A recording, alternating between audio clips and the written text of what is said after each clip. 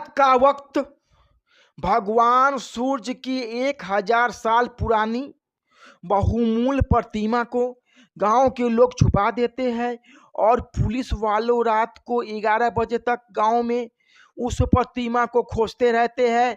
गांव के लोग पुलिस वालों के सामने तनकर खड़े भी हो जाते हैं और कहते हैं कि हम अपने भगवान को इस गांव से नहीं जाने देंगे।